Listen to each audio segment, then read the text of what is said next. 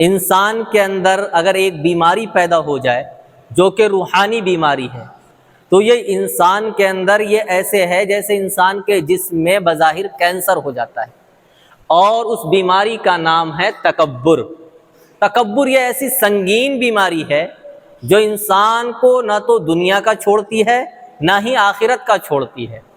یاد رکھیے گا، حضرت امام غزالی علیہ الرحمہ لکھتے ہیں کہ تکبر کی 3 قسمیں ہیں۔ کتنی؟ 3۔ تکبر کی پہلی قسم وہ ہے جو اللہ تعالیٰ کے مقابلے میں آئے۔ ایک مثال سے سمجھیے، فرعون، شداد، نمرود، یہ لوگ وہ ہیں جو اللہ تعالیٰ کے مقابلے میں کھڑے ہو گئے۔ انہوں نے خدائی کا دعویٰ کیا تو اللہ تعالیٰ نے کیا کیا؟ کسی کو غرق کر دیا، کسی کے اوپر آسمان سے عذاب بھیج دیا، کسی کو زمین میں دھسا دیا۔ یہ کیا تھا؟ تکبر کا نتیجہ تھا۔ اور تکبر کی دوسری قسم یہ ہیں جو رسول اللہ صلی اللہ علیہ وسلم کے مقابلے میں آئے۔ رسول اللہ صلی اللہ علیہ وسلم کے مقابلے کا مطلب کیا ہے؟ آپ دیکھیے، آپ مکے کی تاریخ اٹھا کر پڑھیں گے، جب آپ علیہ السلام نے نبوت کا دعویٰ کیا اور آپ نے پہاڑی پر لوگوں کو جمع کر کے فرمایا کہ دیکھو میں تمہارا نبی ہوں، ایک اللہ کو مان لو، ایک اللہ کی عبادت کرو، مجھے اپنا نبی مان لو، مجھے اپنا رسول مان لو۔ تو اس وقت جن لوگوں نے تکبر کیا، ابو جہل نے، ابو لہب نے، عتبہ نے، الغرض جو کفار مکہ تھے، انہوں نے آقا علیہ السلام کے مقابلے میں کیا کیا؟ تکبر کیا، اپنے آپ کو بڑا سمجھا اور اللہ کے نبی علیہ السلام کی بات نہیں مانی۔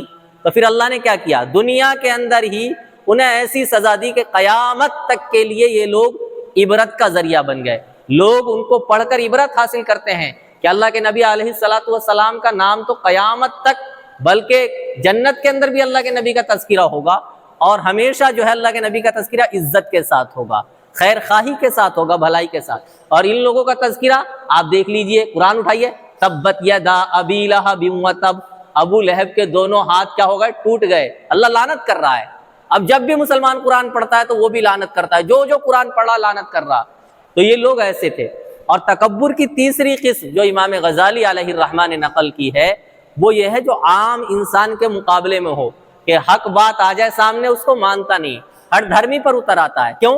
کہ میری ناک نہ کٹ جائے کہیں، میری ذلت و رسوائی نہ ہو جائے، اگر میں نے اس کی بات مان لی تو میں تو اس سے چھوٹا ہو جاؤں گا۔ تو یہ بھی تکبر کی ایک قسم ہے جو انسان کو برباد کر دیتی ہے، کسی کام کا نہیں چھوڑتی۔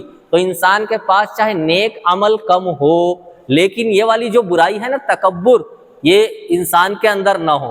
اس لیے حدیث شریف کے اندر آتا ہے کہ جس کے دل کے اندر ایک رائی کے دانے کے برابر بھی تکبر ہوگا نا، وہ انسان جنت کی خوشبو بھی نہیں سونگھ سکے گا۔ بتائیے کتنی سخت وعید ہے کہ جنت میں جانا تو درکنار، جنت کی خوشبو بھی اسے نہیں ملے گی۔ تو اس لیے اس سے بچنا چاہیے اور اپنے آپ کو ان چیزوں سے دور رکھنا چاہیے۔